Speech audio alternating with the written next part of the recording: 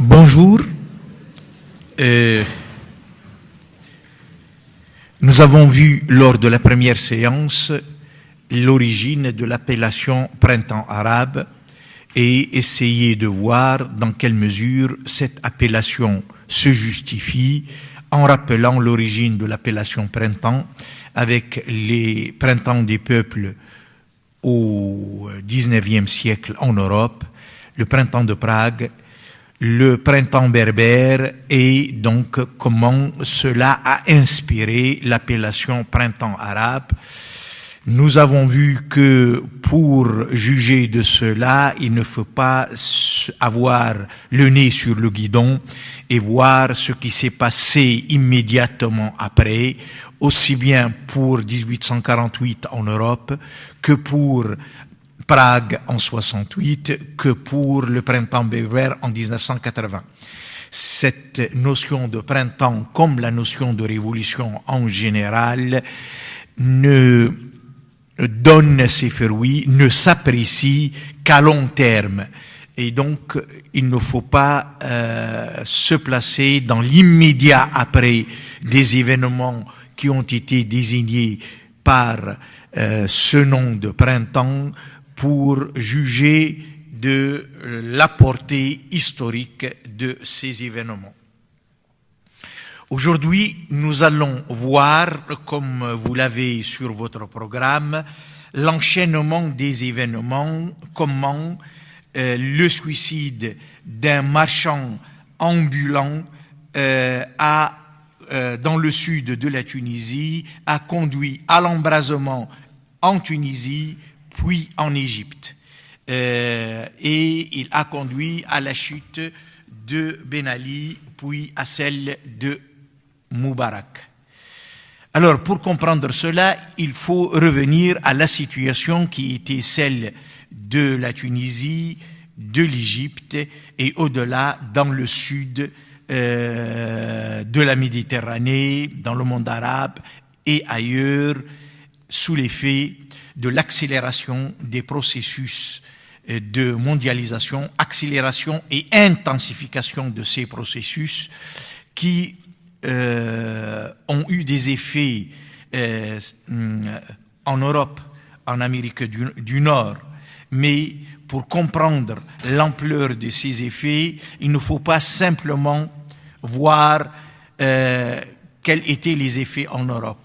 Parce que ces effets qu'on a vécus en Europe avec la montée du chômage, avec les crises financières, avec la détérioration des pouvoirs d'achat, avec la remise en cause des droits acquis depuis des siècles, pour ce qui est de l'Europe, pour un pays comme la France, donc depuis la Troisième République et au-delà, cette remise en cause est à l'origine de traumatisme vécu par les populations.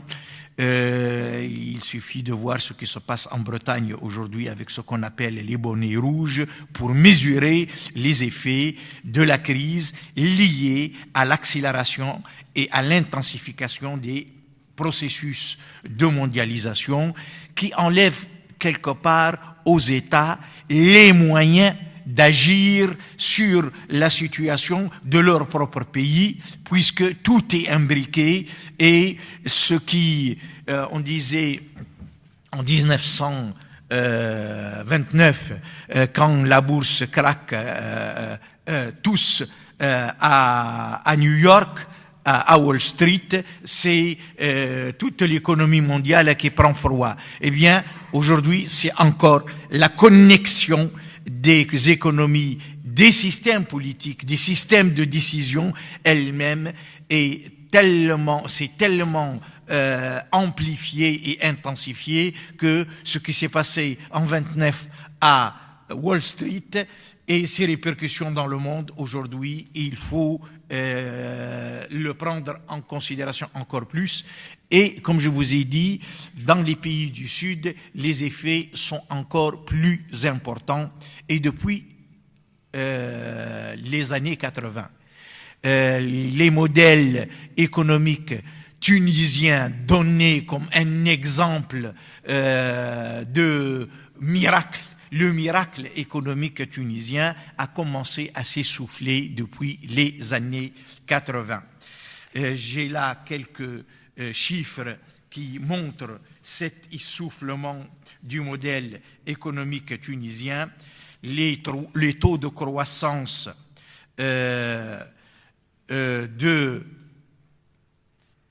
du PIB par habitant et du taux de croissance de l'emploi ont évolué de façon inversée.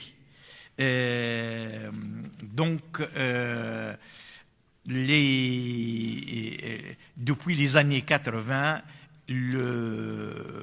les syndicats, le patronat et l'ensemble des acteurs politiques attirer l'attention sur les effets de la mondialisation. La Tunisie a profité jusqu'aux années 80 de son intégration dans le marché mondial par le tourisme, par ce qu'on a appelé les industries de sous-traitance, par l'ouverture sur le marché international et du capital et des marchandises, mais à partir des années 80, la courbe commençait à s'inverser puisque la découverte de marchés plus attrayants en Asie, le coût de la main-d'œuvre est moins cher, population moins syndiquée et donc les coûts de production sont plus bas en Asie, donc on a commencé à voir des entreprises quitter la Tunisie vers d'autres pays, surtout qu'en Tunisie, il y a une tradition syndicale qui fait qu'il y a certaines conditions qui ne peuvent pas être acceptées et donc la syndicalisation a fait que les gens commencent à se défendre contre les conditions qui leur sont faites. Ce n'est pas tout à fait ce qui se passe en Europe, mais là aussi, donc, le même phénomène de résistance à la volonté d'acquérir très vite et à moindre coût des bénéfices, des profits, se traduit par une résistance légitime de ceux qui font les frais de cette politique de réaliser des coûts rapides, des profits rapides et à moindre coût aux dépens de la population. Et le système en Tunisie était fait de façon à ce que aucune obligation pour ces entreprises de réinvestir une part de leurs bénéfices sur place. Ce qui fait que on investit et ce qu'on gagne, on a le droit de l'exporter et même la production n'est pas destinée à satisfaire les besoins locaux, mais elle est destinée à satisfaire les besoins d'une population qui a un pouvoir d'achat supérieur. Le mécanisme, pour le résumer, est très simple. On délocalise en Tunisie, au Maroc, en Égypte et dans ces pays très proches. Pourquoi ? Dans les années 70-80, on a pensé, parce que le coût de transport est beaucoup moins important que d'aller investir en Chine ou dans les pays du sud-est asiatique, où le coût de production est plus bas, mais le coût du transport est plus élevé. Donc on a investi et l'investissement, cette délocalisation avait un principe très simple. On va chercher le coût de production le plus bas pour produire et vendre là où le pouvoir d'achat est le plus haut. Donc, on gagne sur les deux versants. Comme je vous ai dit, dans les années 80, à la fin des années 70, début 80, les travailleurs tunisiens commençaient à apprendre la logique du système, à s'organiser pour demander une amélioration de une partie de ce qui leur revient. Et à partir de ce moment-là, ce qui était recherché, le coût de production le plus bas pour exporter vers là où il y a le pouvoir d'achat est le plus haut, on va chercher ailleurs où cela est encore possible. Mais on commence aussi à trouver aujourd'hui que même dans les pays du sud-est asiatique, il y a une limite à cette baisse tendancielle du coût de production et hausse des profits. Donc voilà ce qui s'est passé, et donc à partir de ce moment-là, la Tunisie est rentrée, le modèle économique, le miracle tunisien a commencé à rentrer en crise. Donc le chômage commence à augmenter et les investissements donc étrangers à qui on a offert des facilités donc commencent à chercher d'autres pays où ils peuvent s'investir. Cela va se traduire par des crises successives du pouvoir en place. Première grève générale de la Tunisie indépendante, c'est décembre 1977, janvier 1978. Tension avec la centrale syndicale qui, depuis l'indépendance, est devenue l'un des piliers du système, associé au pouvoir. Les ministres des Affaires sociales sont toujours désignés par la centrale syndicale.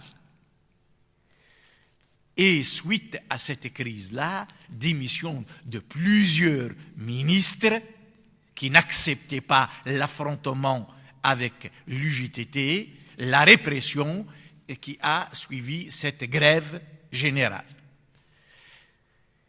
Cette répression, sans précédent dans l'histoire de la Tunisie indépendante, va conduire à une première crise du régime en 1980, puisque en 1980, un commando entraîné en Libye, passé par la frontière algérienne, prend précisément une ville pas très loin de Sidi Bouzid où a été déclenché, c'est la ville de Gafsa, le principal chef-lieu de la région du bassin minier, Gafsa, et le pouvoir sent que s'il ne peut pas s'ouvrir un peu, résorber ce mécontentement,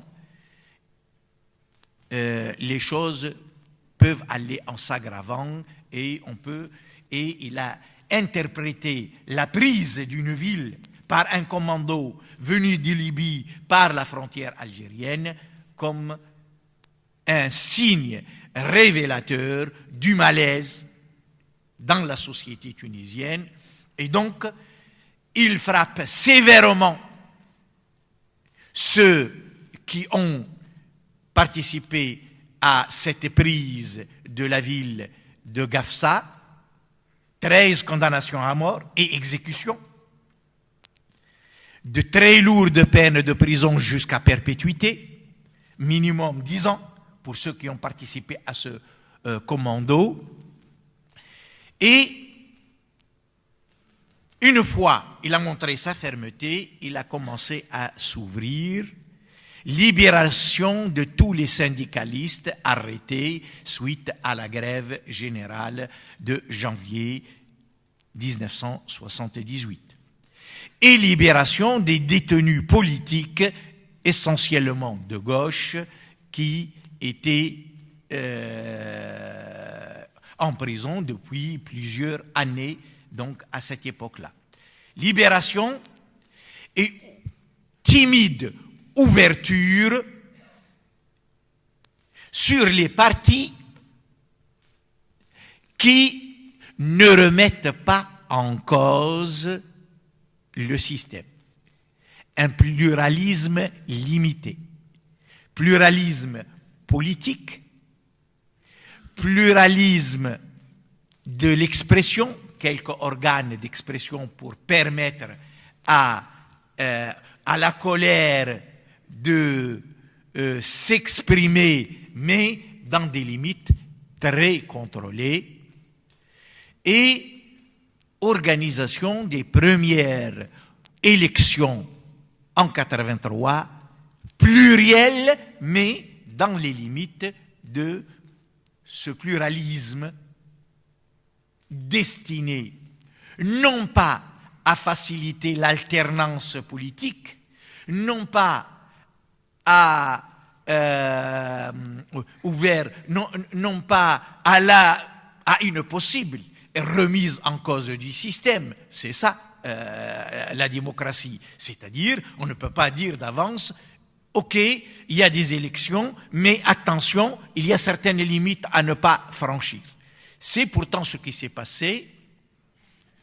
Donc, au début des années 80, donc libération des détenus syndicalistes et politiques, ouverture limitée, une petite ouverture du jeu politique aux partis qui ne remettent pas en cause fondamentalement le système, qui acceptent les limites du système, qui ne remettent pas, par exemple, le principe de présidence à vie de Bourguiba depuis 1974. Ça, c'est accepté. Les partis qui participent ne doivent pas demander des élections présidentielles. Ne pas remettre en cause l'hégémonie du parti de Bourguiba sur l'État. Doivent accepter cela. Et ne doivent pas non plus franchir donc les lignes rouges fixées par le pouvoir à l'expression et donc aux demandes politiques de ce pluralisme. Ces élections ont montré la profondeur du mécontentement, du désenchantement par rapport au régime de Bourguiba qui avait enthousiasmé au départ à la fin des années 50, au début des années 60, jusqu'au début des années 70, malgré l'échec de la politique de collectivisation entreprise dans les années 60, il restait quand même une légitimité à Bourguiba, même si Bourguiba, en 1974, a changé la constitution pour devenir président à vie. Donc là, on mesure la profondeur du désenchantement, puisque le score de l'un des partis sur lesquels se sont portées les voix de ceux qui sont mécontents au système, il s'appelle le mouvement des démocrates socialistes, l'un des rares mouvements autorisés à participer à ces élections, avec ses propres listes et ses propres couleurs, animé par un ancien ministre de Bourguiba qui s'est retiré en 1971 après l'échec de l'expérience de collectivisation et sur la base d'une revendication d'ouvrir un peu le système, d'abord à l'intérieur du parti. Et c'est l'échec de l'ouverture à l'intérieur du parti dans le congrès de 1971 qui a conduit une partie donc des figures importantes du parti de Bourguiba à le quitter pour créer un mouvement en dehors pour faire pression sur le parti de l'extérieur pour qu'il s'ouvre un peu. Donc, ce n'est pas quelqu'un qui remet en cause le système. C'est un ancien ministre de Bourguiba qui a été ministre de la Justice à l'indépendance, puis ministre de l'Intérieur, ministre de la Défense, et c'est quelqu'un dont le programme ne demande qu'un aménagement de l'espace politique de façon à ce qu'on permette un certain pluralisme. Ce que le pouvoir accepte au début des années 80. Donc, autoriser ce parti à participer aux élections, mais on ne voulait pas que ce parti réalise des scores très forts qui remettent en cause l'hégémonie du parti de Bourguiba. Or, c'est ce qui s'est passé. Ce parti avait comme couleur de sa carte pour les élections une couleur verte. La couleur rouge est réservée au parti au pouvoir puisque le drapeau du pays est rouge. Le rouge, c'est la couleur du parti au pouvoir. Le Parti communiste également, qui a été très sage pendant ces années où il a exprimé son soutien critique au pouvoir dans les années 60. Et lorsque le pouvoir a institué le régime de parti unique et a interdit tous les partis, y compris le Parti communiste qui a apporté son soutien critique au pouvoir, il s'est autodissous par respect de la légalité.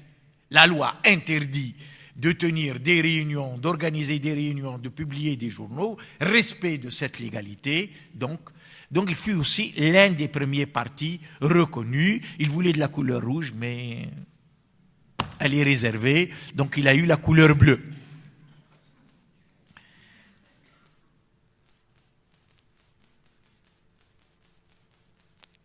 Alors, le vote est allé principalement à ce parti qui avait la couleur verte, parce que ses dirigeants sont plus connus auprès de la population. C'est comme ça, on vote pour des notables toujours, les élections, les gens votent pour les notables. Ils ne votent pas pour des inconnus, ils ne votent pas pour des programmes. Les programmes, encore que les programmes ne sont pas très éloignés les uns des autres. Surtout quand les programmes ne sont pas très éloignés les uns des autres. Donc, ce parti qui avait le mouvement des démocrates socialistes a recueilli un grand nombre de votes qui a inquiété le pouvoir et qui a conduit à une falsification éhontée de la première des élections plurielles, entre guillemets, puisqu'il s'agit d'un pluralisme très limité. Je me souviens, on demandait aux militants de l'extrême gauche de tenir les bureaux de vote parce que eux, ils ont fait leur preuve, ils ne craignent rien. S'il y a des fraudes, eux, ils peuvent les dénoncer et ils refuseront de signer les procès-verbaux des bureaux de vote, ce que certains ont accepté de faire, d'autres ont dit pluralisme limité, nous on ne joue pas le jeu. Soit c'est un véritable pluralisme et on accepte de participer, soit c'est un jeu tronqué à l'avance par cette limite. Donc certains ont joué le jeu dans le sens où ils sont allés contrôler les bureaux de vote pour voir dans quelle mesure le régime va respecter la règle de jeu qu'il a fixée lui-même. Falsification éhontée, personne n'a été dupe. Les Tunisiens disaient, les élections chez nous, c'est comme le henné. On met la carte verte et elle sort rouge. C'est la caractéristique du henné. Le henné, c'est vert. Et donc, le résultat, le lendemain, quand on se lave les mains et on enlève la croûte du henné qui a séché, eh bien, la main est rouge. Alors, donc, d'où cette image, ou alors l'autre caricature qui a été publiée malgré tout à cette époque-là, ceux qui décomptent les votes sont daltoniens. Les cartes sont vertes et ils les comptabilisent rouges. Donc, pour vous dire un peu, personne n'était dupe. À nouveau, crispation liée à la tension avec la Libye qui a expulsé en 1984-1985 les travailleurs immigrés, dont les Tunisiens, qui se comptent par dizaines, voire centaines de milliers, renvoyés du jour au lendemain sans leurs économies et sans leurs affaires, crise importante, donc pression additionnelle sur le problème du chômage qui commence à devenir grave en Tunisie, et donc tension avec le syndicat et surtout tension avec les islamistes qui jusqu'aux années 80 agissait de l'intérieur du pouvoir. C'est très important. En Algérie, comme en Tunisie, comme en Égypte, avec Sadat, sa politique d'ouverture en Égypte, à l'extérieur, s'est traduite à l'intérieur par une ouverture sur les frères musulmans, qu'il a sortis de prison et qui sont entrés dans le Parlement, en acceptant aussi en Égypte cette règle commune à tous les systèmes autoritaires. Quand ils sont contraints à s'ouvrir un peu, ils s'ouvrent de façon limitée et contrôlée pour que l'ouverture ne les emporte pas.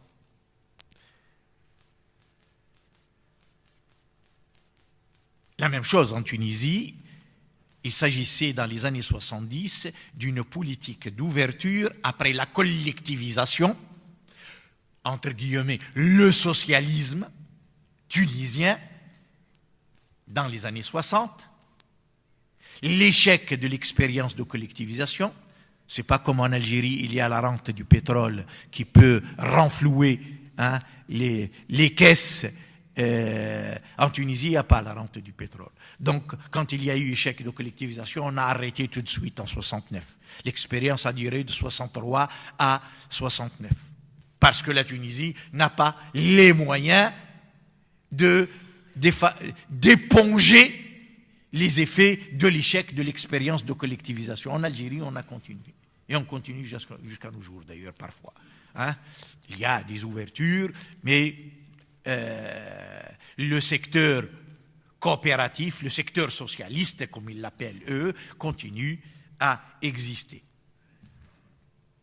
Donc cette ouverture aussi en Tunisie comme en Égypte, ouverture sur l'extérieur, sur le marché mondial, se traduit à l'intérieur par une ouverture sur les islamistes qui apporteront au pouvoir une caution qui atténue la tension entre les pouvoirs autoritaires, modernistes, mais autoritaires, avec les secteurs traditionnels de la société, qu'ils ont traumatisés par leurs réformes agraires, par leurs réformes politiques, par leurs réformes du droit, et qui ont gardé une certaine haine, une certaine rancœur, une certaine hostilité à l'égard. Excusez-moi.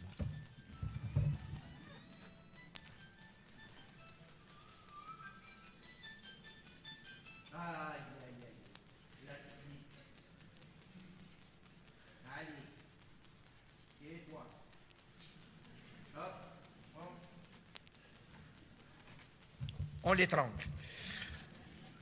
Bien. Donc, pour revenir, j'ai dit, cette ouverture est exigée pour se réconcilier avec les secteurs traditionnels qui étaient traumatisés par les réformes entreprises au lendemain de l'indépendance, par les modernisations. Donc, les actuels dirigeants du mouvement islamiste en Tunisie, comme les chefs des frères musulmans, ont bénéficié de cette ouverture à l'intérieur parce que l'ennemi à l'époque, c'était la gauche. La gauche qui avait dénoncé le caractère autoritaire des modernisations entreprises au lendemain des indépendances, mais qui voulait aller plus loin dans la modernisation. Elle trouve que les pouvoirs de Nasser, comme de Bourguiba, comme de Boumedienne en Algérie et des autres, n'étaient pas assez modernes parce qu'ils n'acceptaient pas la démocratie, les droits humains et les revendications des mouvements socialistes, communistes, de gauche, qui voulaient aller plus loin dans le sens de la collectivisation était une opération bureaucratique qui a commencé par les plus petits, favorisant les plus grands. Aussi bien en Tunisie qu'en Algérie, qu'en Égypte, elle a bénéficié à ce qu'on appelait à l'époque une bourgeoisie bureaucratique et aux anciens possédants qui se sont convertis en modernes et pour mieux bénéficier de ces modernisations. Donc, dans les années 70, ces pouvoirs avaient leur adversaire principal, c'était la gauche, et pour contrer cette gauche, ils se sont appuyés. Donc, l'ouverture n'a bénéficié au départ qu'aux islamistes et aux expressions traditionnelles de leur société. Ainsi, les actuels dirigeants des mouvements islamistes en Tunisie, dans les années 70, éditaient sur les presses du parti du pouvoir une revue et un journal qui ciblait la gauche accusée d'athéisme, de permissivité, puisqu'il demande plus de liberté, et donc de vecteur d'occidentalisation de la société plus dangereux que le pouvoir de Bourguiba lui-même. Bien sûr, on trouvait à côté de cela, ce discours principal, on trouve quelques critiques par rapport au code du statut personnel en Tunisie, qui avait accordé à la femme tunisienne des droits qui ne plaisaient pas au secteur traditionnel et aux islamistes. C'était l'une de leurs cibles permanentes jusqu'à aujourd'hui. Les droits de la femme, l'abolition de la polygamie, l'abolition de la répudiation de la femme par son mari sans passer par un juge. L'adoption. La Tunisie est le seul pays musulman où on peut adopter. L'adoption est interdite au nom d'une règle établie. Donc, au Moyen-Âge, on ne peut pas adopter en société musulmane. On peut prendre en charge la fameuse kafala pratiquée en Algérie, mais on ne peut pas adopter. Un enfant ne peut pas prendre le nom de quelqu'un d'autre que la personne et être considéré comme l'enfant de quelqu'un d'autre qui n'est pas son géniteur. Donc voilà on trouve cela. Et on trouve également des attaques contre les programmes de philosophie, trop occidentales. Avec c'est quoi cette matière dont le but est de cultiver l'esprit critique, en montrant sur chaque question des points de vue divergents, en étudiant des points de vue. On veut simplement former et d'ailleurs, ils ont obtenu, dans les années 70, dans le cadre de cet aménagement d'ouverture sur les secteurs conservateurs, doubler. Ils ont échoué parce que les professeurs de philosophie et les professeurs de l'enseignement public ont refusé que les programmes scolaires modernes, établis dans les années 60, soient remis en cause, et notamment le programme de philosophie. Donc, ils ont obtenu de doubler le programme de philosophie par un programme dit de sciences islamiques. Je me souviens, j'ai enseigné la philosophie en Tunisie. Dans une classe scientifique, il y a 3 heures de philosophie en terminale par semaine, donc 3 heures de philosophie islamique. Dans les classes de lettres, on avait 7 heures de philosophie, donc 7 heures de sciences islamiques. Et c'était la bagarre permanente entre le professeur de sciences islamiques, l'actuel dirigeant du mouvement Nahda, a enseigné les sciences islamiques dans le même lycée où j'ai enseigné la philosophie. Mais il n'est pas resté très longtemps parce qu'il est parti dans les pays, en Arabie Saoudite et dans les pays du Golfe, où il gagnait plus qu'en Tunisie. Le salaire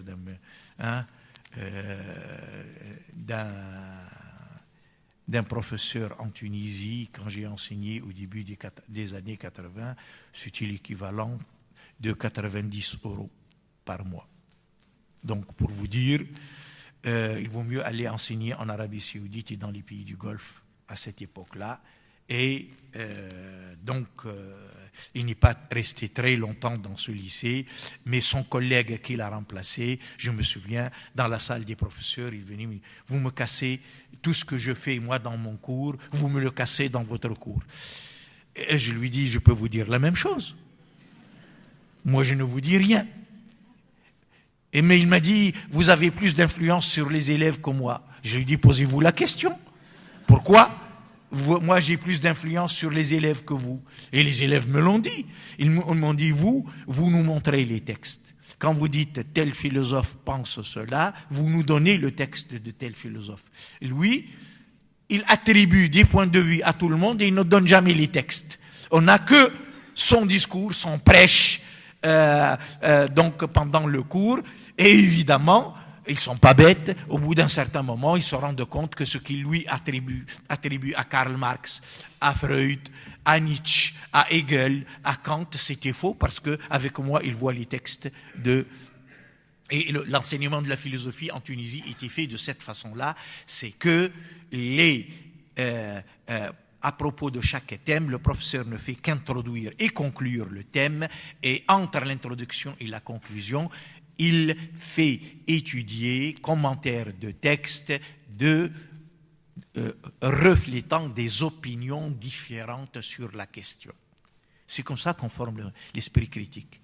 L'esprit critique ne se construit pas dans le vide. C'est en confrontant sa pensée à des points de vue divergents. Et après, on est obligé de faire la part de choses. On est obligé de dire, bon, qui c'est qui a raison, qui c'est qui a tort, ou alors relativiser les choses. Sur ces questions-là, c'est très difficile d'avoir des points de vue tranchés. C'est ça l'esprit critique. Et donc, les élèves, entre le cours de philosophie et le cours de sciences islamiques, ils comprennent très vite qu'il y a une grande différence. Bon. Donc vous voyez en quoi a consisté. Donc ces partis qui, de l'FLN au FLN également en Algérie, agissaient dans les années 70 de l'intérieur du FLN. Il y a quelque chose qui va se passer à la fin des années 70. 1979 se produit un phénomène, un événement important qui s'appelle la révolution islamique en Iran, qui a fasciné beaucoup de monde, y compris ici en France. Michel Foucault est allé à Téhéran à cette époque-là et il a dit « J'ai vu la volonté générale du peuple marcher dans la rue à l'occasion de cette révolution ». La volonté générale du peuple en France est devenue abstraite.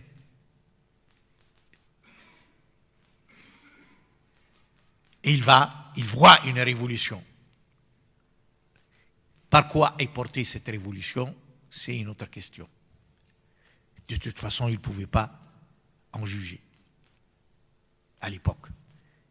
Les mots d'ordre étaient en persan, les manifestants parlaient persan, et lui, il était entraîné dans cette foule, il ne voyait que la volonté générale qui marche.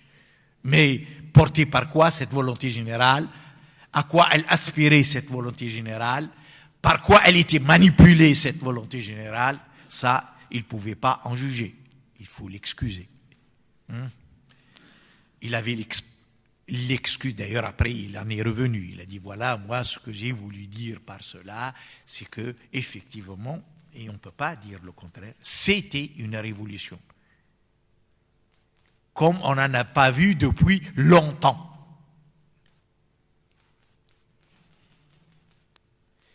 Cette révolution a eu son effet sur le monde musulman, surtout qu'elle a débouché sur la création de la première concrétisation des revendications des mouvements qui se réclament de l'islam politique, la République islamique, un État islamique qui affirme qu'il va appliquer la charia musulmane, la loi islamique. La charia qu'il interprète comme étant la loi islamique. et qu'il ne faut pas qu'il y ait de pouvoir législatif. Un pouvoir législatif, c'est pour faire des lois. La loi, elle existe. Donc on n'a pas besoin d'un pouvoir législatif, on a besoin d'un fort pouvoir exécutif pour exister, appliquer la loi qui existe. Bien sûr que c'est de la démagogie, la loi n'existe pas. Et la charia islamique, ce n'est qu'un slogan. La charia n'est qu'un slogan. Et Khomeini, confronté très tôt à la nécessité de conclure des accords, faire des décrets,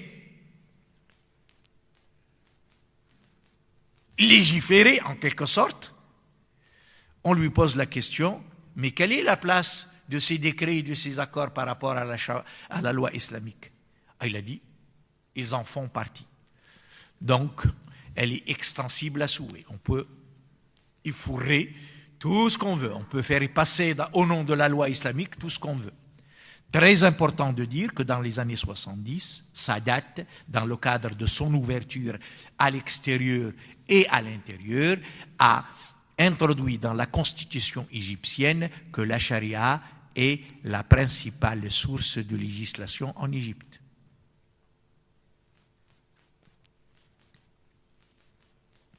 Ce qui va poser un problème par la suite. Les islamistes vont s'appuyer là-dessus pour dire appliquons la Constitution. Il y a des lois qui ne sont pas conformes à la charia islamique. Sauf que en Égypte, Sadat puis Moubarak avaient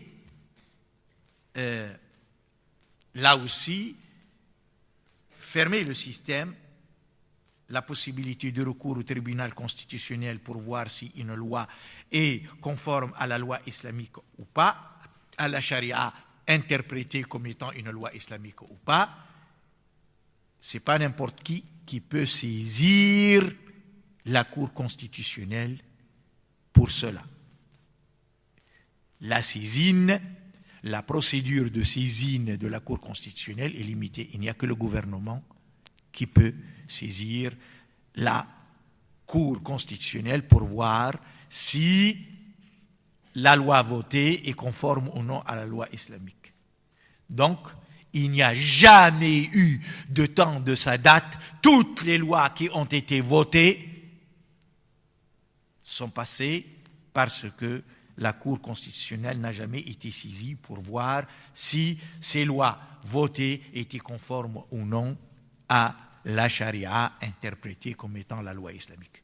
Mais l'effet de la révolution islamique en Iran a fait qu'en Tunisie, comme en Égypte, comme en Algérie, comme partout ailleurs dans le monde musulman, les partis se réclamant de l'islam politique qui veulent instaurer un État islamique appliquant la charia islamique, interprétée comme une loi, vont se sentir, avoir confiance en eux-mêmes et se démarquer des régimes désormais avec lesquels ils ont collaboré jusqu'à là pour dire nous aussi on veut un État islamique. Et là commence la tension entre les pouvoirs qui ont jusqu'alors, jusqu'aux années 80, collaboré avec les islamistes et les islamistes. En Algérie, en Tunisie, en Égypte, pour ne citer que ces cas, mais aussi en Syrie et en Irak. Donc, l'effet de la révolution islamique est une agitation islamiste demandant l'application de la charia, entre autres en Tunisie, pendant le mois de Ramadan. On veut fermer les cafés et les restaurants qui restaient ouverts et on agresse les gens qui ne font pas le Ramadan.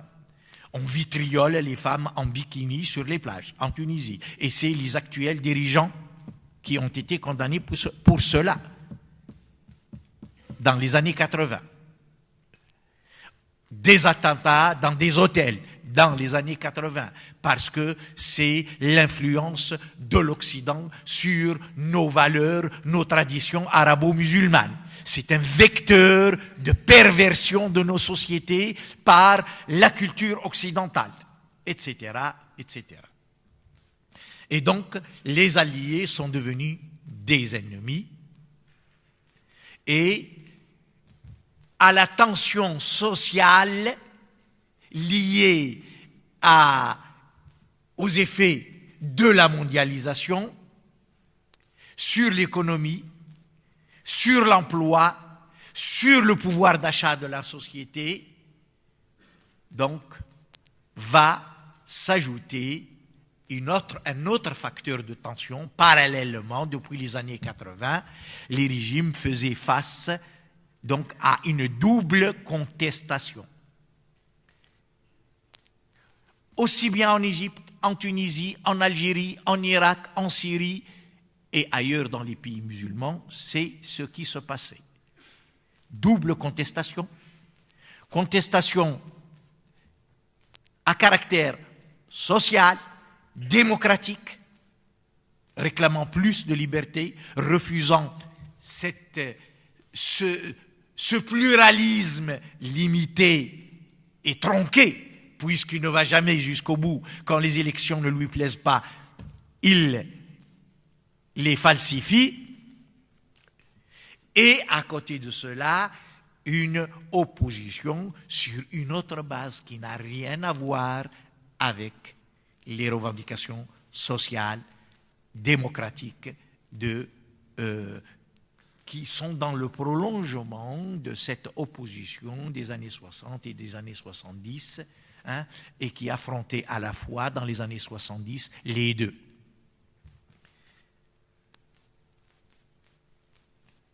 Les régimes étaient obligés d'alterner la répression.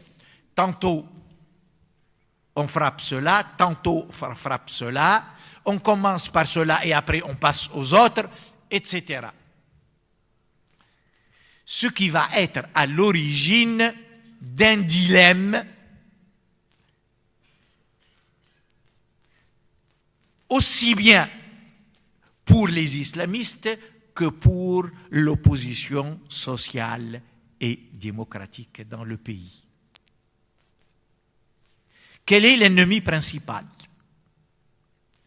Est-ce le pouvoir qui nous réprime tous?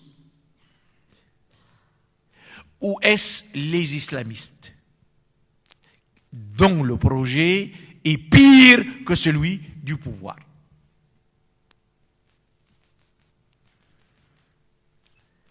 C'est très difficile quand on est sur le terrain de dire on n'a pas à choisir entre la lèpre et le choléra. C'est très difficile. Surtout quand le pouvoir joue sur les contradictions entre ces oppositions différentes. Et précisément, le paysage politique a été divisé sur ces questions.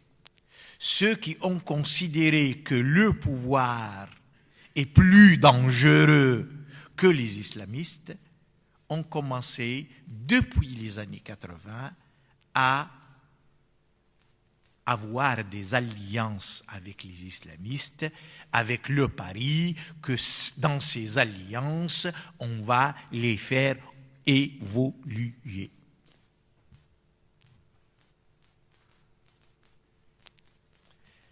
Les autres qui considéraient que les islamistes sont plus dangereux que le pouvoir en place, nous avons beaucoup de choses à défendre dans le cadre du pouvoir actuel. Les droits des femmes, les modernisations, la sécularisation de la culture, nos programmes d'enseignement, etc. Donc, eux, ils sont plus dangereux, ils risquent de remettre en cause, de nous refaire revenir à avant. Si le pouvoir est un blocage immédiat pour une évolution, eux, ce n'est pas seulement un blocage, mais un risque de retour en arrière. Ceux qui ont fait cette analyse se sont alliés au pouvoir contre les islamistes. et ont accepté de cautionner Bourguiba, puis après quand Ben Ali a fait son coup d'état médical contre Bourguiba, de s'allier à Ben Ali et de rentrer dans un pacte national avec Ben Ali et de fermer les yeux sur la répression sanguinaire qui a frappé les islamistes et qui a été plus dure que celle qui a frappé la gauche et toutes les autres oppositions. Il y a eu, parmi les islamistes, des morts sous la torture. Et quand j'ai interpellé un ancien ami de gauche, ancien président de la Ligue des droits de l'homme, devenu ministre de Ben Ali pour l'éducation, pour épurer les programmes de tous ceux qui militent en faveur de l'idéologie islamiste, c'était son programme. Quand je l'ai interpellé sur les morts islamistes, sur la torture, il m'a répondu: avec les islamistes, c'est le seul moyen. Quand je lui ai dit, et alors, dans ces conditions, quelle est la différence entre eux et nous? Il m'a dit, c'est un discours de quelqu'un qui est à l'étranger, à l'abri des menaces islamistes. Nous, on subit leurs menaces et leur influence. Très difficile de continuer la discussion dans ces cas.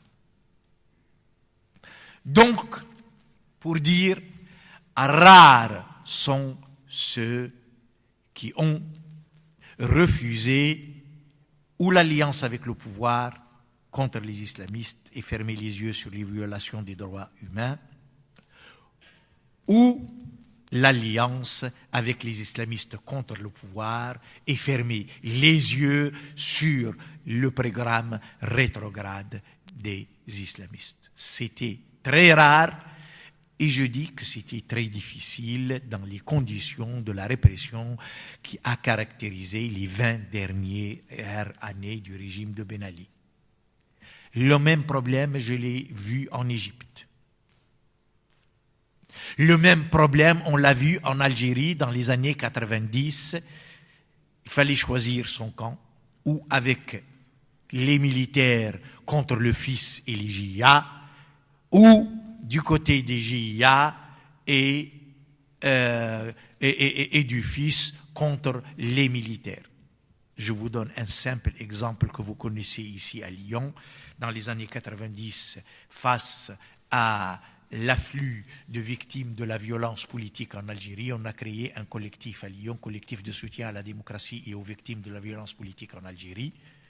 On a été obligé de mettre à la porte de ce collectif nos amis algériens, et c'était des amis algériens, le FFS, le Front des forces socialistes de Aït Ahmed, et le RCD, Rassemblement pour la culture et la démocratie, deux mouvements kabyles qui se disent modernes, démocrates. Les uns accusaient les autres d'être des alliés de la sécurité militaire, des agents de la sécurité militaire, et les autres accusés. Le RCD était accusé par le FFS comme des alliés de la sécurité. Le RCD accuse le FFS d'être un allié des islamistes, ce qui était le cas. Il ne faut pas... considérant que l'ennemi principal, c'est l'armée algérienne, et au contraire, le FFS accusait le RCD d'être un suppôt des agents de la sécurité militaire. Et je me souviens leur avoir dit, vous allez voir, la sécurité militaire va finir par s'entendre avec le fils sur vos dos à tous les deux, et vous serez victimes de cette alliance entre le fils et l'armée algérienne, qui donc vous oublieront comme alliés de l'un et de l'autre, et vous serez les dindons de la farce. Et on a été obligé de les mettre à la porte. On leur a dit, nous on soutient les victimes de la violence politique en Algérie, on ne veut pas des querelles algéro-algériennes qui étaient liées à cette question très précise. C'était entre des collègues universitaires algériens qu'on ne pouvait pas, ici à Lyon, réunir dans un colloque. à cause de cela. Donc, pour vous dire, la question était très difficile. Chacun, ce qu'on appelle, avait des angles morts. Hein? Il regardait d'un point de vue qui ne l'empêche pas de voir toute la complexité de la situation. Les angles morts, dans les analyses politiques, sont très dangereuses. Très dangereuses. Voilà. Donc, ça, c'est du côté donc, de l'opposition sociale et démocratique au régime de Ben Ali, au régime algérien, au régime de Hosni Moubarak, etc., etc. Du côté des islamistes aussi, il y avait un problème. Il faut dire, parce qu'il faut rompre avec l'essentialisme qui oublie que c'est des êtres humains à la fin. C'est des êtres humains derrière cela. J'ai connu des islamistes qui ont quitté l'islamisme parce que ils étaient touchés par l'attitude d'Amnesty International, de la Fédération internationale, de ces mécréants qui les soutenaient sans partager leurs idées, sur la base des droits humains. Et donc, au début, pour eux, les droits humains, c'était un parapluie qu'ils ouvrent pour se protéger contre la répression des dictatures. Mais, petit à petit, ils ont dit, quand même, c'est pas moral, c'est pas une attitude morale, c'est pas éthique. Il y a des gens qui ont aussi des scrupules moraux. Ils ont dit, on ne peut pas dire que ces gens qui nous soutiennent, demain on va les égouiller parce qu'ils ne partagent pas nos conceptions. Et on a vu précisément soit les quitter complètement, et parmi les militants des droits humains, aussi bien en Égypte, en Algérie, qu'en Tunisie, qu'au Maroc, qui ont rompu avec l'islam politique. Il y a des gens qui viennent de la mouvance islamiste sur la base de ce scrupule moral, comment on utilise des principes et des gens pour nous défendre contre la répression, et après on les rejette en considérant que ce ne sont que des instruments pour atteindre notre objectif.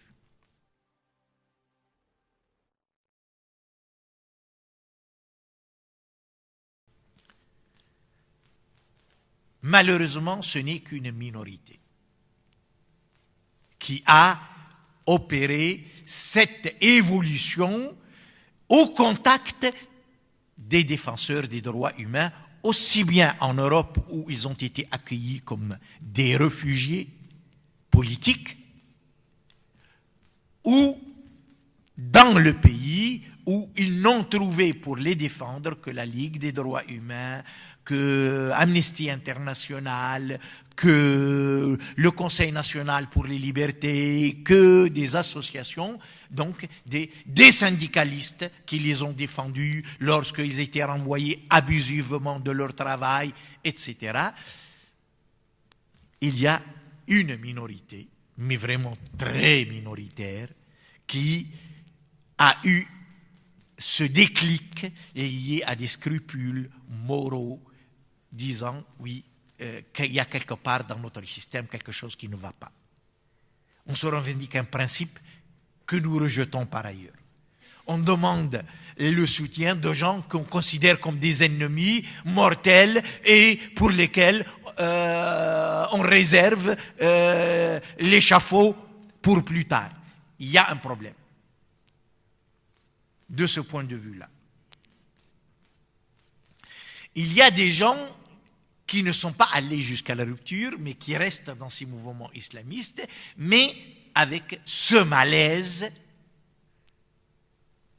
Et c'est une réalité dans tous les groupes humains. Je me souviens, moi, des partis communistes, comment ils ont évolué vers l'acceptation de la démocratie et des droits humains. C'est aussi pareil.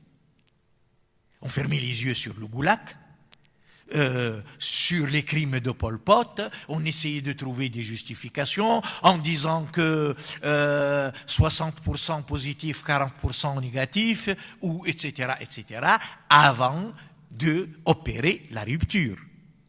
comme on la voit aujourd'hui chez des militants de gauche qui considèrent que l'expérience totalitaire au nom des idéaux de gauche, communistes, etc., n'est pas acceptable et qu'il faut concilier communisme ou socialisme avec démocratie et droits humains. Il y a des gens Il y a aussi donc des gens qui, sans avoir opéré la rupture avec l'islam politique, réfléchissent à comment concilier l'islam politique avec la démocratie et les droits humains dont nous avons bénéficié en Europe ou dont on a bénéficié pour nous soutenir contre la dictature, la répression, etc. Il y a d'autres qui, sans aucun scrupule, sans foi ni loi, tout en se réclamant de la foi, ils sont vraiment sans foi ni loi.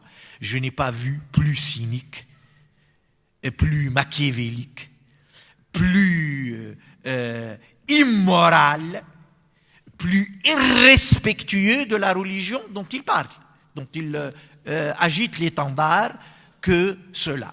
Malheureusement, c'est la majorité aujourd'hui, jusqu'à aujourd'hui. Et cela, ils font feu de tout bois. Quand il faut invoquer les droits humains, on invoque les droits humains. Quand il faut demander l'application de la loi islamique, et on tient le discours et son contraire selon le public qu'on a en face. Ce qu'on appelle la duplicité, c'est la règle permanente, majoritaire dans ces mouvements politiques. Contrairement à ce que disent certains de leurs défenseurs, comme François Burgat, comme Vincent Gesser, comme d'autres spécialistes ici en France, qui continuent à les défendre malgré ce qui se passe actuellement en Égypte et en Tunisie et en Syrie, etc. Ils continuent toujours à les défendre et à les comparer même aux républicains qui sont allés... les brigades républicaines qui sont allées soutenir les républicains en Espagne dans les années 30. Je ferme la parenthèse. Ça existe, hélas. Hélas. Donc, voilà un peu la situation avant l'avènement de ce qui s'est passé en 2010 à Sidi Bouzid. Les effets de la crise mondiale ont touché particulièrement les jeunes, et parmi les jeunes diplômés. Si le chômage des jeunes est environ de 20% pour un taux de chômage général de 15%, je prends la Tunisie en 2010, le chômage des jeunes diplômés est de 30%. Aujourd'hui, on parle de près de 50%. Je ne sais pas si je l'ai dit la dernière fois, on fait des études pour améliorer ses chances sur le marché de l'emploi. Ça devient un handicap d'être diplômé sur le marché de l'emploi.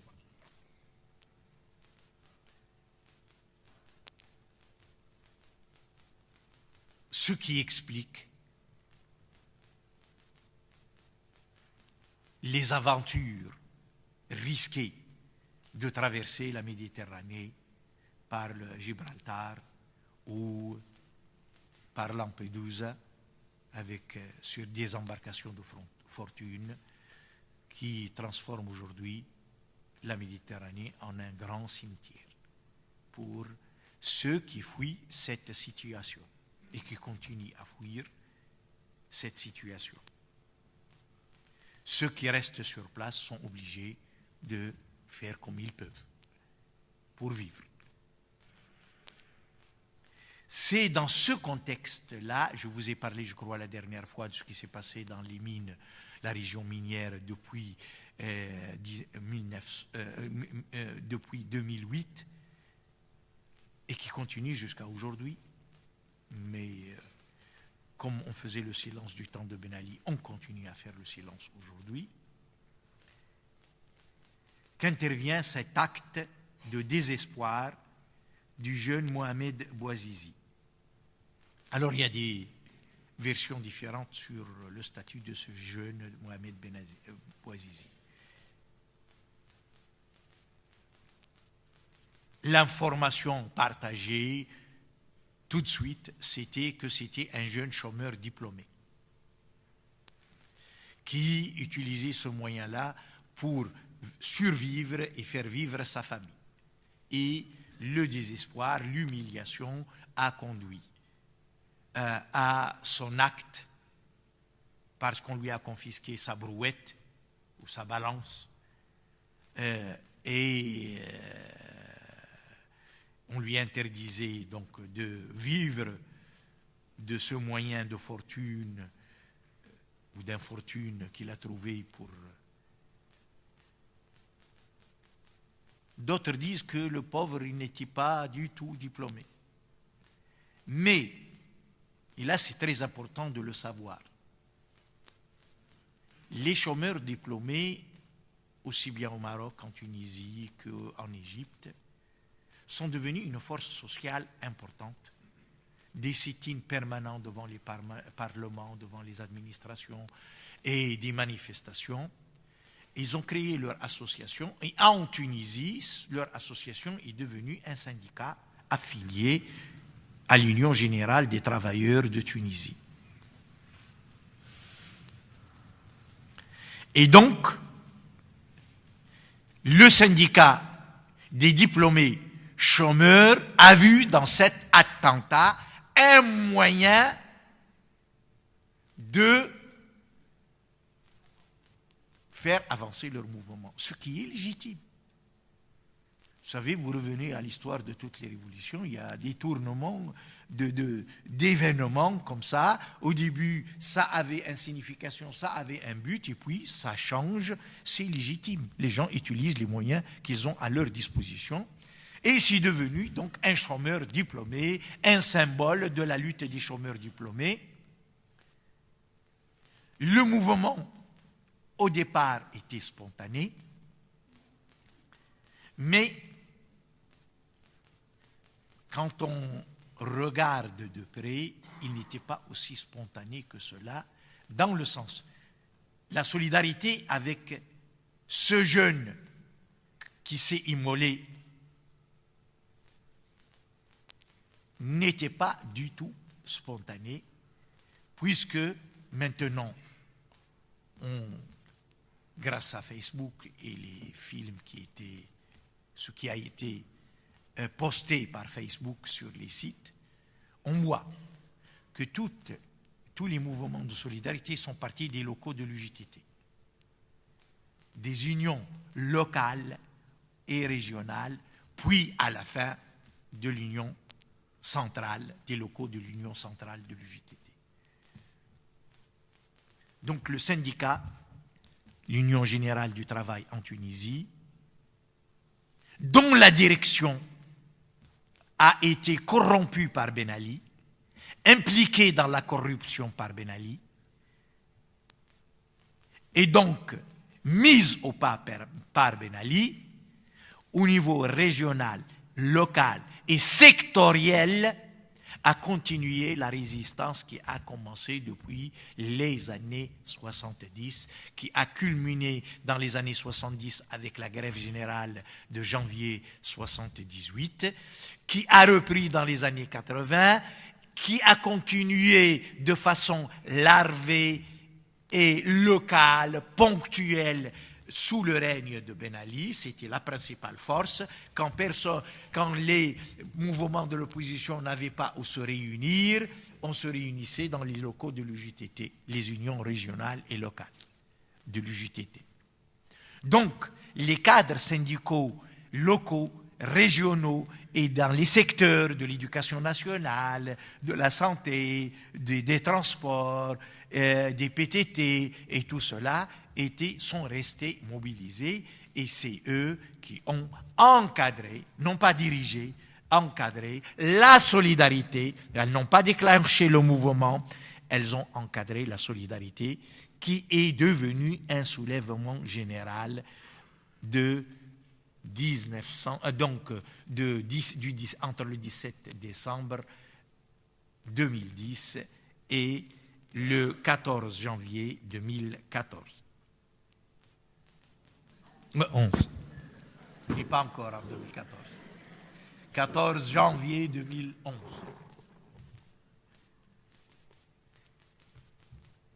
Et c'est grâce aux structures locales de l'UJTT que les mots d'ordre de ce soulèvement, qui sont des mots d'ordre forgés dans les années 70, dans les luttes des années 70, entre autres ici à Lyon, en rapport avec le mouvement des travailleurs immigrés ici à Lyon, la grève de la faim de mai 1973 à Lyon.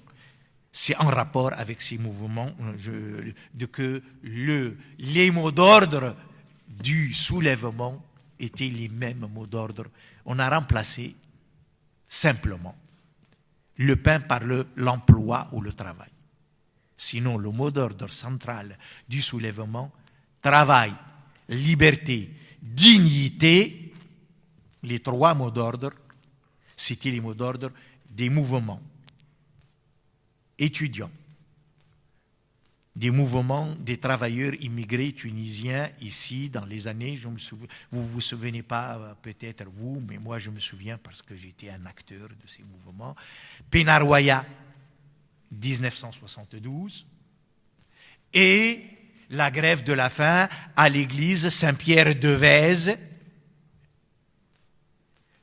des travailleurs immigrés qui habitaient dans le bidonville de Faisin, donc mai 1973, qui ont donné par la suite ce qu'on a appelé les comités français immigrés, dont le premier congrès a eu lieu ici à Lyon. Et je me souviens de ce mot d'ordre, pain, liberté, dignité, des années 70. Repris par les mouvements syndicaux en Tunisie en janvier 78, repris dans toutes les manifestations des années 80-90, et on le retrouve, le mot d'ordre central du soulèvement de décembre à décembre 2010, janvier 2011, et qui reste jusqu'à nos jours le mot d'ordre central de la contestation contre les islamistes qui sont arrivés au pouvoir. C'est le mot d'ordre central. Ce mot d'ordre, sur ce mot d'ordre initial, qu'on doit, comme j'ai dit, à la solidarité organisée par l'UJTT, mais aussi, et très tôt, par les sections de la Ligue tunisienne des droits de l'homme, créée dans les années 70, elle aussi, interdite de congrès par Ben Ali depuis les années 90 jusqu'à la chute du régime de Ben Ali. Elle ne pouvait plus tenir de réunions publiques, mais elle avait ses sections locales qui ont continué à agir ouvertement, sans se cacher, en s'exposant à la répression, en s'exposant donc à des tabassages quotidiens, en voulant organiser leur congrès, mais ils n'y arrivent pas parce qu'on bouclait les villes de Kérouan, de Sfax, de Sousse, là où il y a des sections de la Ligue des droits de l'homme, et on les faisait descendre des bus, des trains, des voitures, des taxis collectifs interurbains, et à l'entrée de Tunis, quand ils arrivent, ceux qui échappent à ce contrôle-là, quand ils arrivent à Tunis, ils sont arrêtés et renvoyés, munis, militari, dans leur ville d'origine pour interdire la tenue du... Donc les sections locales de la Ligue des droits de l'homme ont joué un rôle aussi, se sont joints aux structures locales, régionales et sectorielles de l'UJTT pour encadrer ce mouvement. Troisième force qui a toujours été présente dans les luttes sociales et démocratiques en Tunisie, ce sont les avocats, qui étaient de tous les procès bénévolement depuis les années 60, les années 70, les années 80, les les avocats étaient une force de la société civile importante et leurs locaux dans les différents barreaux en Tunisie, dans les différentes villes, ont également accueilli les manifestants. Il le rappelle d'ailleurs aujourd'hui à un des dirigeants de Nahda qui était avocat et qui a toujours joué le rôle d'intermédiaire entre Ben Ali et les islamistes. Il n'a jamais été arrêté, lui. Et il a toujours servi d'intermédiaire entre la direction des islamistes et le pouvoir de Ben Ali pour trouver un compromis au cas où. Ben Ali ne l'a jamais mis en prison. Et le 12 janvier à Tunis, à la maison des avocats, il a fermé la porte de la maison des avocats pour empêcher les manifestants d'y entrer, pour échapper à la poursuite de la police. Et les gens le lui rappellent aujourd'hui parce qu'il est devenu un très important ministre du gouvernement islamiste, ministre de la Justice, qui va recruter les bandits dans les prisons pour en faire des milices pour le parti de Nahda, aujourd'hui au pouvoir. Donc, exploitant ses fonctions de ministre, et c'est lui qui propose au président de la République les listes des gens agraciés, dont ces bandits qu'il recrute pour ce qu'il appelle les ligues de protection de la Révolution. Je ferme cette parenthèse. Il y a quelques actes, comme partout, il y a des avocats véreux qui ont joué en faveur de la corrompue, qui ont servi les pouvoirs. Mais en Tunisie, ceux qui ont souffert de la dictature savent qu'ils ont trouvé aussi à côté d'eux des avocats courageux qui ont payé le prix très fort pour leur soutien, donc aussi bien pour les droits humains en général que pour les prisonniers politiques. Voilà les forces qui ont participé à l'encadrement de ce mouvement. Alors, ce mouvement est parti donc de la région de Sidi Bouzid, du gouvernorat de Sidi Bouzid, première manifestation de solidarité au lendemain, le jour de l'immolation, le lendemain dans toute la région de Sidi Bouzid, et après il s'est élargi, mais en passant par les régions les plus défavorisées, les plus touchées par la crise, la région des mines, les régions frontalières, ce que les Tunisiens appellent le 08. 08, c'est l'indicatif téléphonique et ça correspond à ces régions qu'on appelle les poches du sous-développement, les régions oubliées du développement, l'intérieur de la Tunisie, là où les taux de chômage sont les plus forts, là où les taux de pauvreté sont les plus forts et là où l'exode est très important. D'abord vers les banlieues surpeuplées des grandes villes, puis c'est une étape pour tenter l'aventure vers l'Eldorado qu'est l'Europe. Ce n'est que le 11 janvier 2011 que les affrontements gagnent Tunis. Entre-temps, le pouvoir a répondu d'abord par la répression, comme d'habitude, et la criminalisation des soulèvements, envoyant derrière des dangereux terroristes, des criminels, et donc qui ne méritent que le pire des châtiments.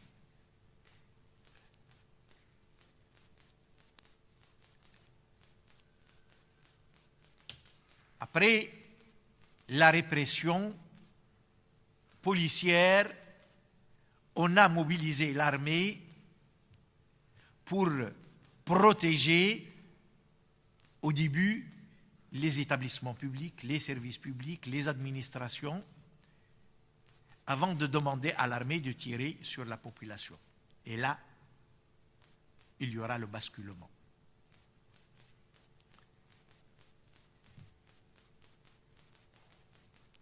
Plus la répression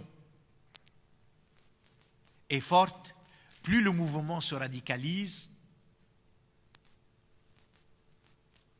et s'attaque directement au pouvoir et à ce qui le caractérise, la corruption, la répression. Et donc on commence à décliner le mot d'ordre général, travail, liberté, dignité. Il prend par exemple, le travail est un droit, bande de voleurs, ça rime en arabe, ça ne rime pas en français. Je suis désolé. Mais je préfère donner le contenu du mot d'ordre plutôt que le transformer pour que ça rime, pour que ça vous fasse un slogan pour vos prochaines manifestations. Le travail est un droit, bande de voleurs, et les voleurs sont désignés, c'est la famille de Ben Ali et la famille de son épouse, les Ben Ali Trabelsi. Après, Ben Ali, on sortait à peine des élections présidentielles. Très important de rappeler, Ben Ali, quand il a pris le pouvoir en 1987, il l'a pris au nom d'eux. La Tunisie est mûre pour la démocratie. Un système de présidence à vie ne correspond pas à la maturité de la société tunisienne qui mérite d'être gérée démocratiquement, et c'est un système qu'il faut dépasser. Désormais, un président n'a pas le droit à plus de 2 mandats. C'était en 1987. En 1989, il se présente aux élections. Oui, 1989, il se présente parce que c'est la fin du mandat de Bourguiba, de 87 à 89. Et donc, on commence déjà à tricher en disant que ce qu'il a fait auparavant, c'était au titre du mandat de Bourguiba, ça ne compte pas. Ok, donc on va l'avoir pour 2 mandats. 89. 94, un mandat, 99, un deuxième mandat, on dit il va partir. On a des juristes véreux qui disent mais non, le texte dit il n'a pas le droit de se représenter 2 fois. Se représenter, c'est pas se présenter. La première fois, il s'est présenté.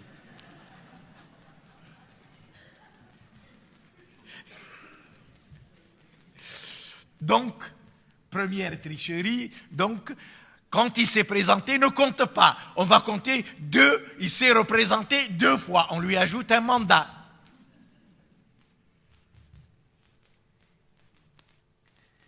Et puis, il y a la limite d'âge qui est prévue dans la Constitution. Alors, donc, il peut se représenter encore une autre fois. Il se représente, donc, 99 plus 5, 2004, et donc il se représente en 2004, et tout de suite là, ce n'est plus. Là, on a terminé. Avec le texte, on a joué dans tous les sens. Première fois, le premier ne compte pas parce que c'était le mandat de Ben Ali. Le premier ne se compte pas parce qu'il s'est présenté, il ne s'est pas représenté. Là, qu'est-ce qu'on va faire? C'est pression sur tout le monde, les intellectuels, les artistes, les enseignants, les administratifs, tout le monde, les médecins, tout pour demander à Ben Ali de se présenter encore une autre fois, et ce serait le pauvre. Il y a été contraint.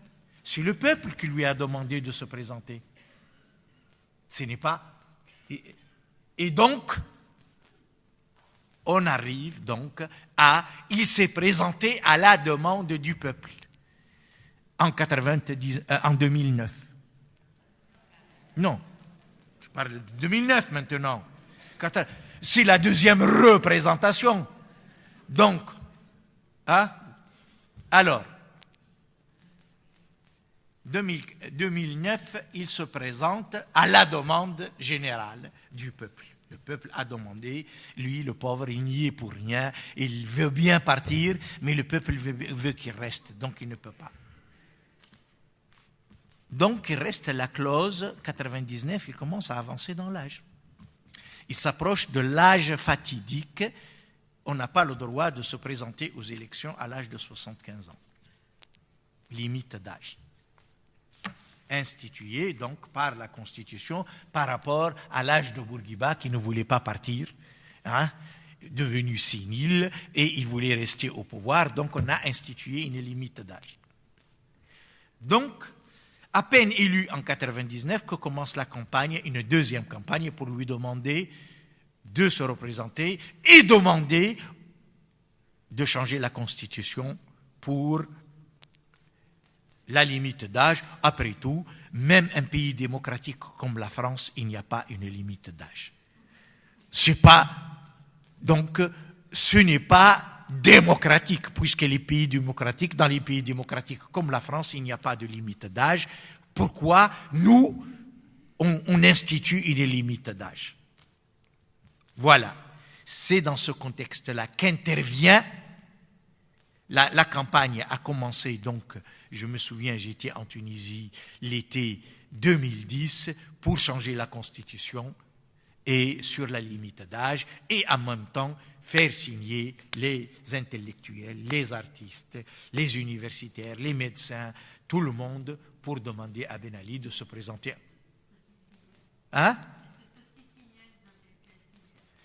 Alors, ce qui s'est passé, certains m'ont dit,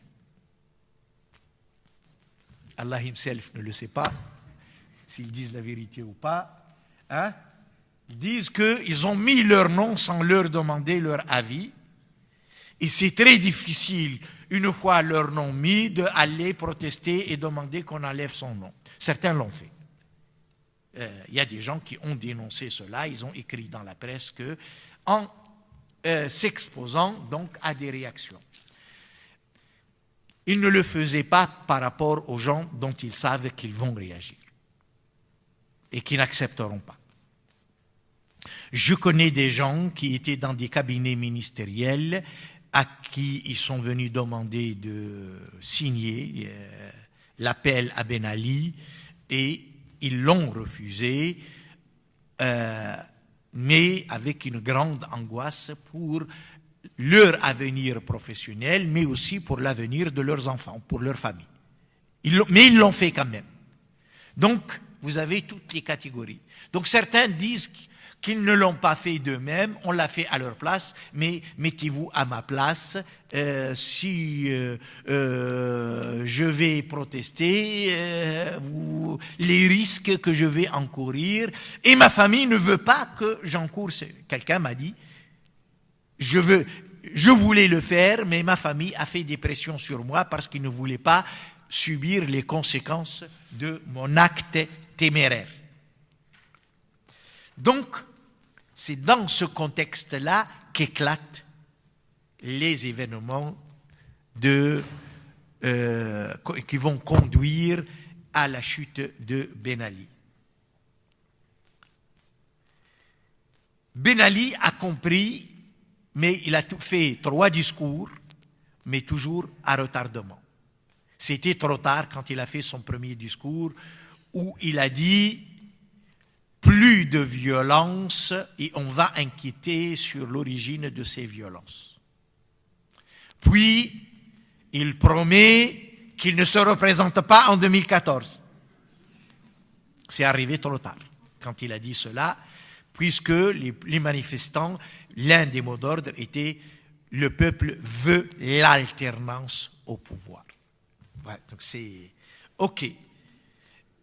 3e discours, il l'a fait trop tard.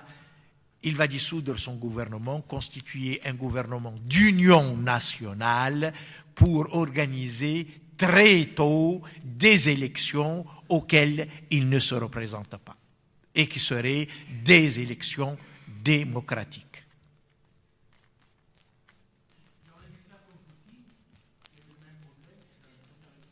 Oui, sauf que Poutine l'a fait à temps.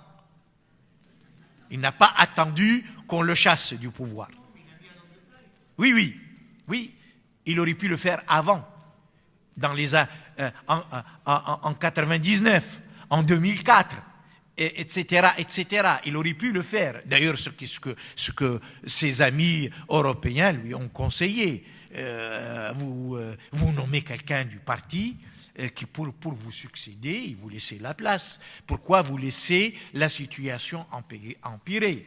Séguin, Philippe Séguin, paix à son âme, qui était ami de Ben Ali, ami de la Tunisie, est allé pour les élections de 99.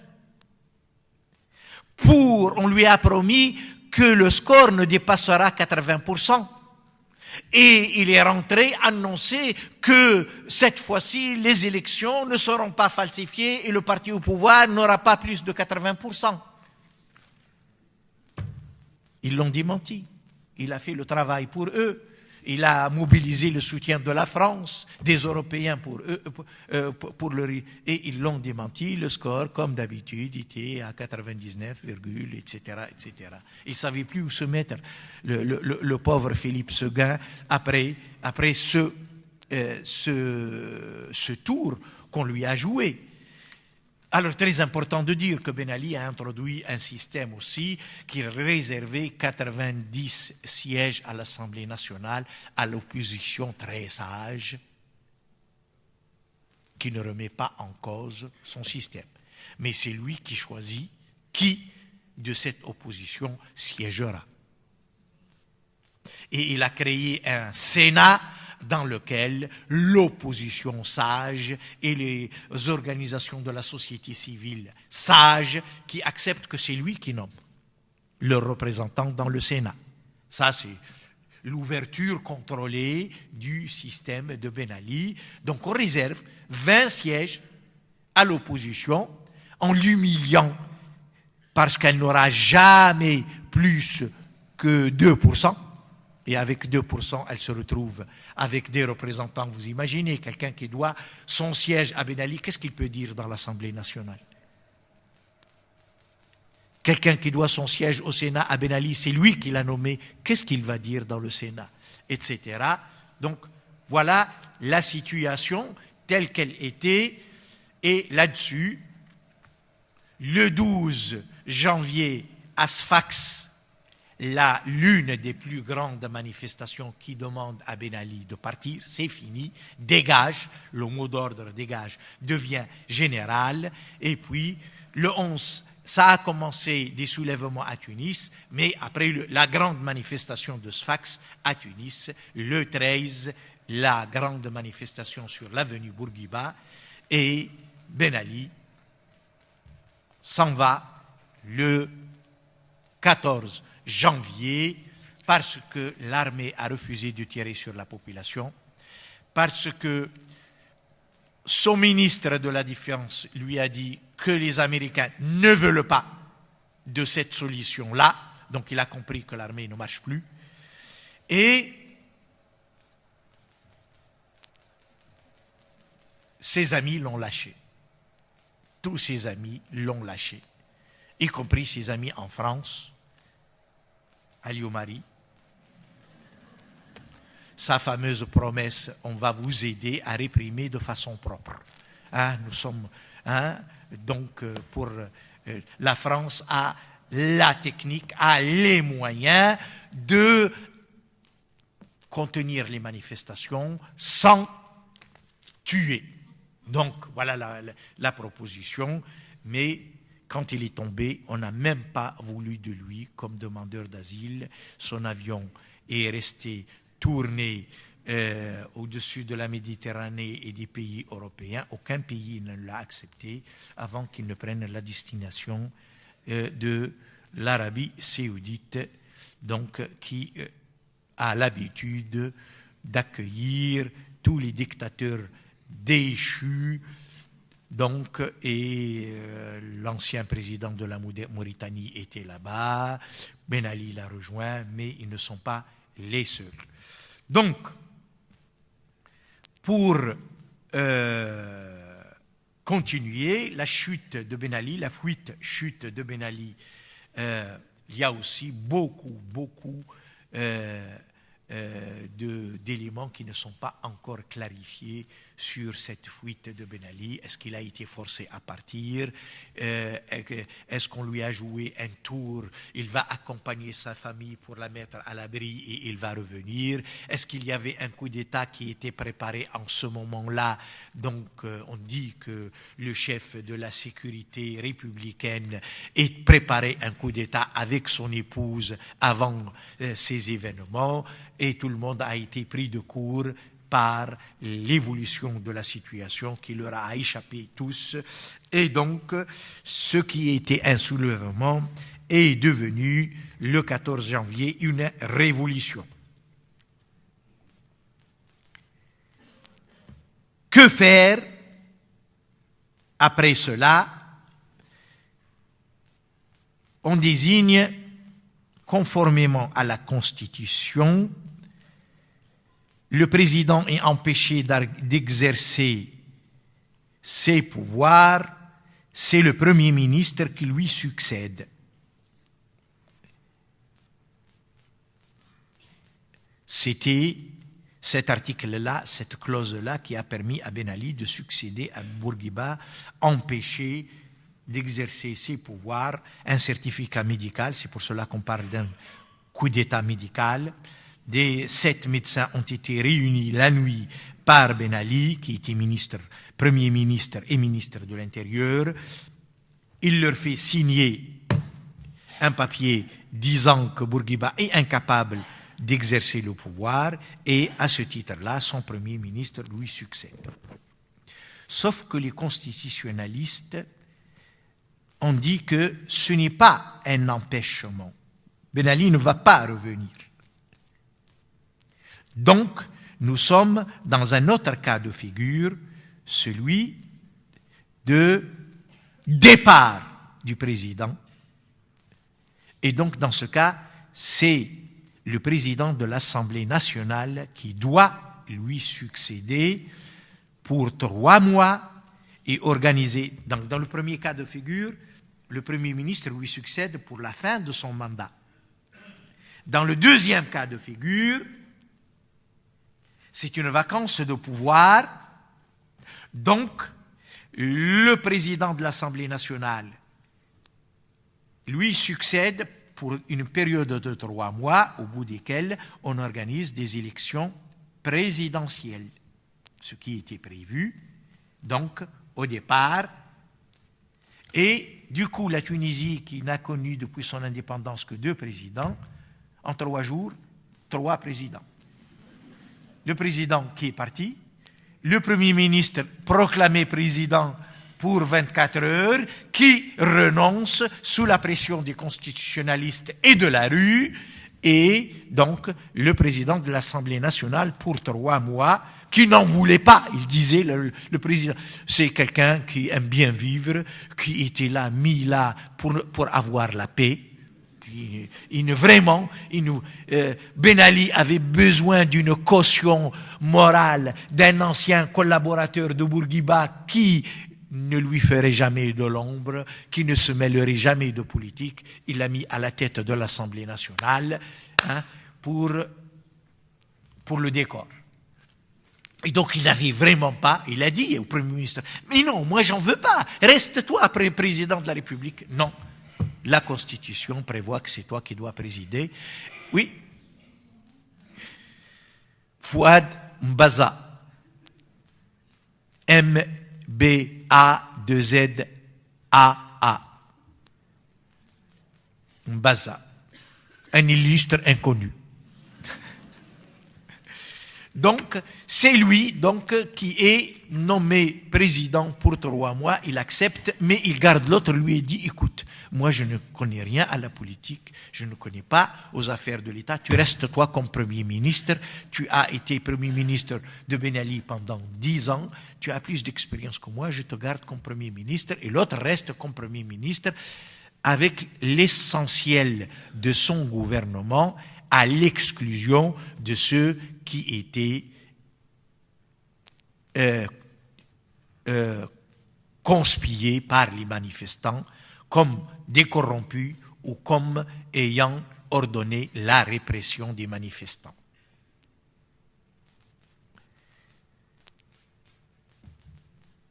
Sauf que les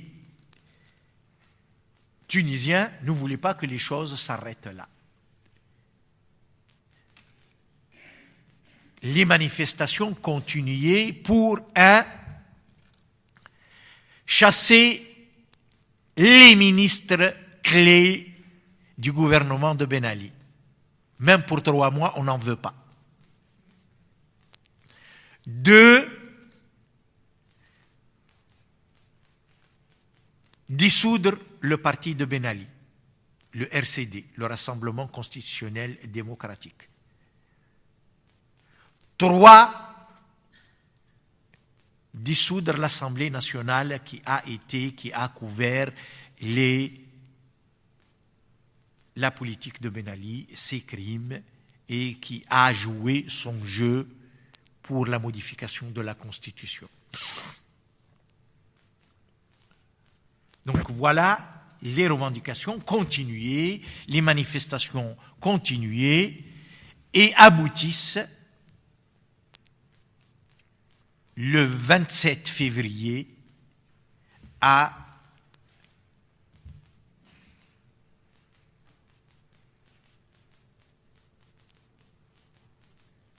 la dissolution de ce gouvernement, ce premier gouvernement de transition, qui est un gouvernement en continuité avec l'ancien gouvernement, puisque le Premier ministre est le même.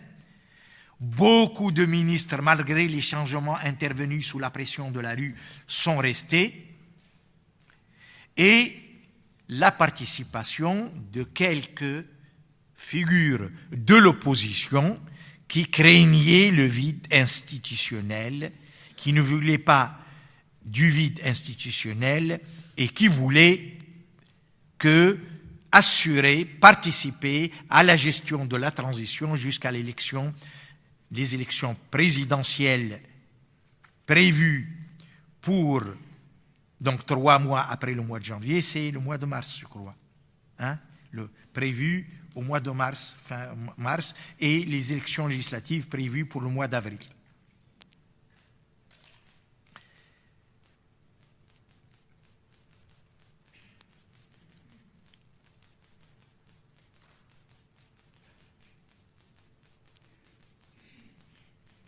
Et là, on assiste à un deuxième gouvernement de transition qui incarne la rupture avec le régime de Ben Ali. Et donc, il n'est plus question en ce moment-là d'organiser des élections présidentielles et législatives, mais d'organiser des élections pour une assemblée constitutionnelle, pour une nouvelle constitution. Une constituante. Assemblée constitutionnelle, une constituante. Pour une nouvelle constitution. J'y reviendrai. Qu'est-ce qui s'est passé pendant ce mois-là, outre la pression pour poursuivre la révolution et la rupture avec le régime de Ben Ali, par la dissolution de son parti, par la dissolution de l'Assemblée nationale, par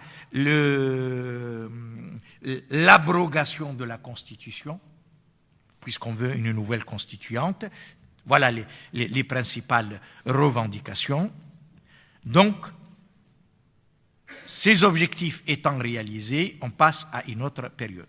Pendant ce mois-là, la société a été surprise par le phénomène des salafistes, des expressions de l'islam politique qu'on croyait qu'elles n'existaient pas en Tunisie. On croyait qu'on avait comme islamiste le parti qui est la ramification des frères musulmans, le parti Ennahda, dont les dirigeants étaient en exil, et ceux qui étaient dans le pays étaient soit en prison, soit en résidence surveillée, soit certains intermédiaires avec le pouvoir. Alors, très important de dire que ces islamistes n'ont pas participé à la révolution. J'ai parlé de l'attitude de celui qui deviendra ministre de l'Intérieur, qui était avocat et qui a fermé la maison des avocats pour les manifestants. J'ai rappelé la dernière fois comment les islamistes ont réagi à l'immolation le suicide, en disant que c'est contraire à l'islam et celui qui s'immole par le feu ne peut pas être un martyr. Donc ils se mettent... Et après, ils ont vu que quand la révolution a réussi, ils rentrent au pays en disant exactement ce que disait Khomeini en quittant Neuf-le-Château pour rentrer après la révolution en Iran contre le Shah. Nous allons travailler comme on l'a fait dans l'opposition avec les gens de gauche, les laïcs, les communistes, etc. Et nous respecterons les droits humains. Les mêmes promesses faites par Khomeini ont été faites par le dirigeant des islamistes en rentrant. Plus que Khomeini. Il a dit, nous savons que cette révolution est démocratique.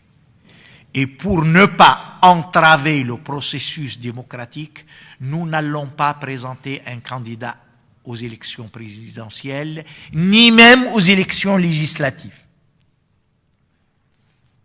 pour ne pas parasiter le processus démocratique, pour ne pas entraver ce processus démocratique.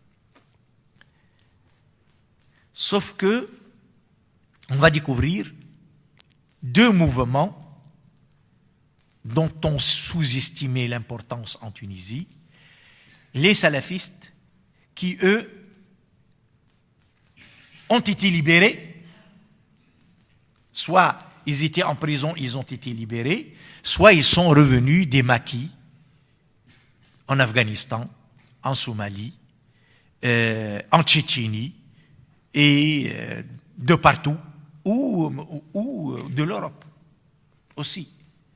Ils sont revenus, et ils sont revenus avec des mots d'ordre qui n'ont rien à voir avec ceux de la Révolution et avec l'inspiration démocratique qui a porté cette révolution. Ce qu'on veut, c'est appliquer la charia.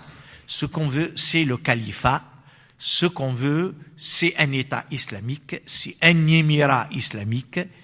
Et ils n'attendent pas, comme les autres. Non seulement ils sont dans la rue, profitant de la liberté accordée par la Révolution à tout le monde, avec leurs tracts, avec leurs haut-parleurs, avec leurs voitures qui sillonnent les quartiers populaires, avec leurs, comment on appelle ça, les cassettes à diffuser, leur littérature à diffuser, et ils prennent de force les mosquées en chassant les imams qui étaient complices de Ben Ali. Et là, tout le monde, surpris par ce phénomène, a pris peur. Les modernistes qui voulaient une révolution démocratique qui va approfondir les modernisations de Bourguiba vers plus de liberté, plus de droits humains, plus de laïcité, vont prendre peur. Et réaction, c'est essayons de sauver ce qu'on peut de l'héritage de Bourguiba. Si on arrive à sauver l'héritage de Bourguiba, c'est déjà pas mal face à cette menace de régression. Alors qu'ils ont accepté la révision de la Constitution de 58, ils disent il ne faut pas toucher à l'article 1 de la Constitution qui dit la Tunisie est un État indépendant, son régime est républicain, sa religion est l'islam et sa langue est l'arabe. Il ne faut pas toucher à l'article 1 de la Constitution, malgré l'ambiguïté de cet article 1 sur laquelle ont joué les islamistes. Sa religion est l'islam, l'islam donc est religion d'État, et donc, conséquence de cela, il faut que la loi soit islamique, il faut que la culture soit islamique, il faut que les mœurs soient islamiques, etc., etc., etc. Et donc, il faut éradiquer les influences de l'occidentalisation dans notre culture et revenir à notre identité arabo-musulmane pure d'avant la colonisation. Voilà la réaction des modernistes. Les islamistes qui disaient « on ne va pas présenter des candidats aux élections présidentielles et aux élections législatives », ils ont dit « il y a un boulevard qui s'ouvre pour nous avec les revendications des islamistes. Et il ne faut pas laisser ce boulevard ouvert seulement aux salafistes et au Parti de la libération islamique. Nous devons l'exploiter et désormais on a changé de discours. On n'est plus dans travailler avec les laïcs, les défenseurs des droits de l'homme et les démocrates et les positions de gauche. On n'est plus dans on ne présente pas de candidats pour ne pas perturber, entraver le processus de démocratisation. On est désormais, il faut qu'on y aille avec notre projet. Et cela, on va l'aborder la semaine prochaine avec précisément comment les islamistes vont gagner les élections. En attendant, les choses ne se sont pas arrêtées là, puisque l'Égypte a pris le relais dès le 25 janvier 2011. Première manifestation sur la fameuse place Tahrir, avec un mot d'ordre: Moubarak, dégage, Ben Ali t'attend en Arabie. Sarim en arabe. On l'a entendu ici à la place Bellecour avec nos amis égyptiens. Donc, on veut faire comme en Tunisie. Le 11 février, Hosni Moubarak, au pouvoir depuis 1981, quitte le pouvoir. Mais il ne quitte pas l'Égypte, comme Ben Ali. En Égypte, il a été lâché par l'armée, il a été lâché par les Américains, il a été lâché par tous ses alliés. Il faut qu'il quitte et qu'il choisisse un dauphin parmi l'armée pour lui succéder pendant la période de transition.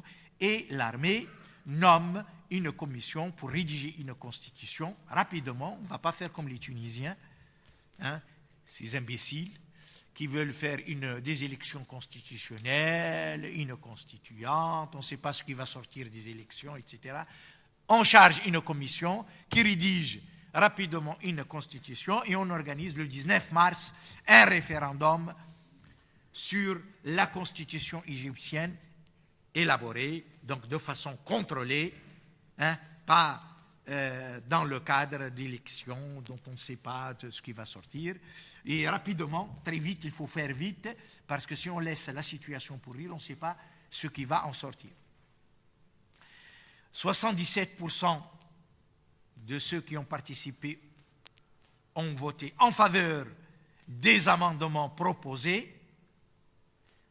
Parmi ces amendements, limitation du nombre et de la durée du mandat présidentiel, pour éviter un pouvoir à vie avec Hosni Moubarak, et assouplissement des conditions pour la candidature, pour permettre au maximum de gens de participer aux élections.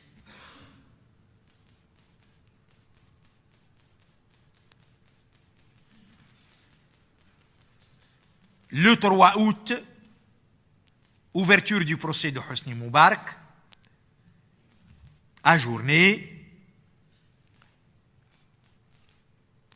avec accusation de meurtre, donc de responsabilité de meurtre dans le meurtre de l'assassinat de 800 manifestants et détournement de fonds publics. Les Égyptiens vont plus vite. Ils organisent des élections législatives, puis, sur la base de la nouvelle constitution, puis des élections présidentielles. Mais on va le voir, comme en Tunisie, ces élections vont conduire à l'élection des islamistes, mais en Égypte, deux grandes tendances des islamistes, les frères musulmans et les salafistes, mais ça on le verra la semaine prochaine, comment les islamistes qui n'étaient pas acteurs de ces soulèvements, c'est eux qui se trouvent les principaux bénéficiaires de ces manifestations. Quel est le processus qui a aidé les islamistes à bénéficier d'une révolution à laquelle ils n'ont pas participé, bien au contraire, contre laquelle ils ont conspiré avec les pouvoirs en place pour l'éviter et trouver donc une solution pour gouverner avec les régimes en place. Désolé, je ne vous ai pas laissé le temps pour la discussion. J'espère que la prochaine fois, on aura le temps, un peu plus de temps pour discuter, mais vous pouvez garder vos questions, et on y reviendra.